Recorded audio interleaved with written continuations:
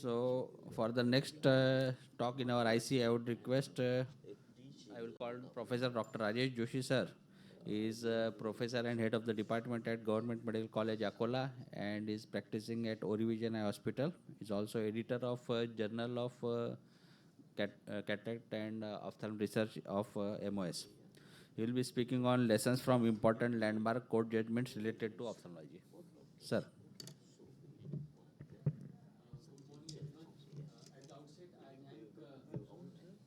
AIOS Scientific Committee, my friend Dr. Viral Shah, for giving me this opportunity.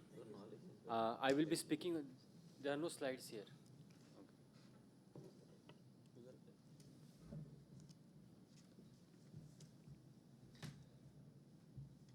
वो light थोड़ा बंद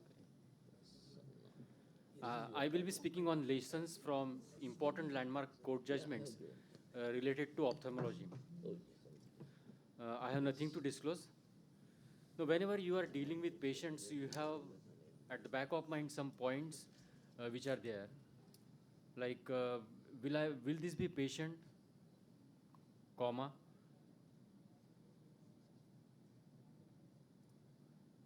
Are there any intraoperative complications which will be happening in this patient and I may be sued?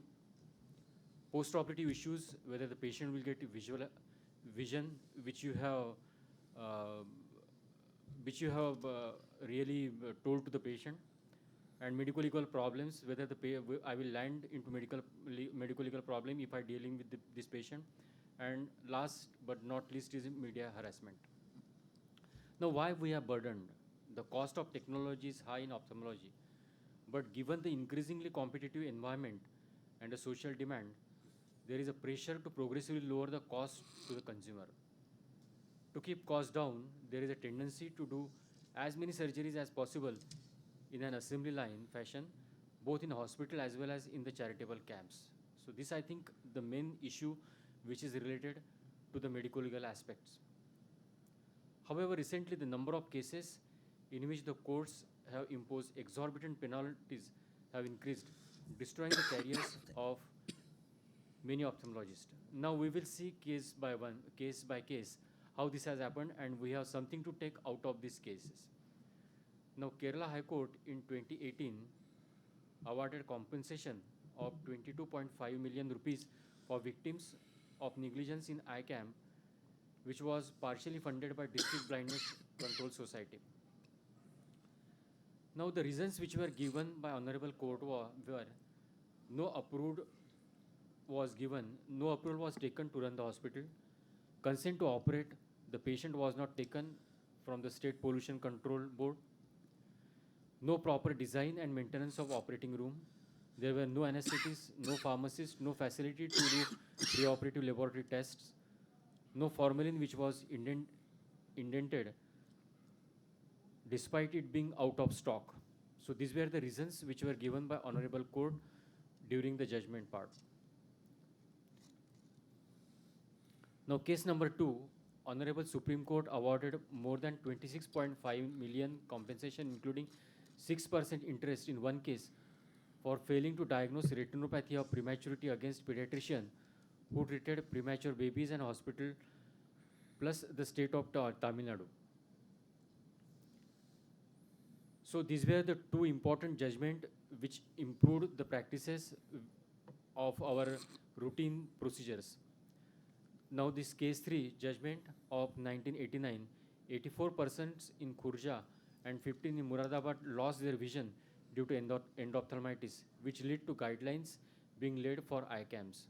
There were initially no guidelines for conducting ICAMs. Due to this judgment, now we have the various guidelines for conducting the ICAMs. Case number 4, patient of dengue developed intraocular hemorrhage and was seen by ophthalmologist after 13 hours. Complainant who finally lost his vision was awarded 3.5 million compensation despite correct treatment having been given by doctors. Delhi Medical Council and Medical Board formed by Maulana Azad Medical College had both exonerated treating doctor, but court disagreed with both these reports. So ultimately the compensation was awarded to the patient.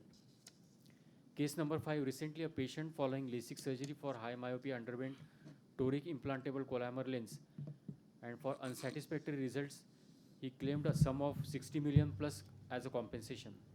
Thankfully, the court did not agree to such exorbitant claim, especially when the boy completed higher education after surgery and was gainfully employed and active on social media as found by investigators hired by the hospital. Yes. Case number 6, routine practices which are very important. Preoperative evaluation frowned upon frequently by courts. Now, it sometimes happens that we perform surgeries, but we don't do our routine investigations. Article about medical test before eye surgery when you need them and when you don't, by American Academy of Ophthalmology in 2017 form what are the investigations which are needed and what are not needed, which was referred by the court and quoted in State Consumer Dispute Redressal Commission of Maharashtra's case. Compensation awarded for not doing preoperative test as well as not taking proper consent which was given by the court. Now the medical records are very important when you are seeing patients, when you are performing surgeries. No medical records means you are not, there is no guarantee for the judgment. Ophthalmologist on 24th day of birth had examined premature child and written on notes that no ROP was seen. The child was discharged and advised to come for follow-up in special clinic. Court observed that the doctor should have performed retinal examination with binocular indirect ophthalmoscope on dilatation of the pupil with scleral depression to ascertain whether a vascular zone at periphery of the retina was present or not.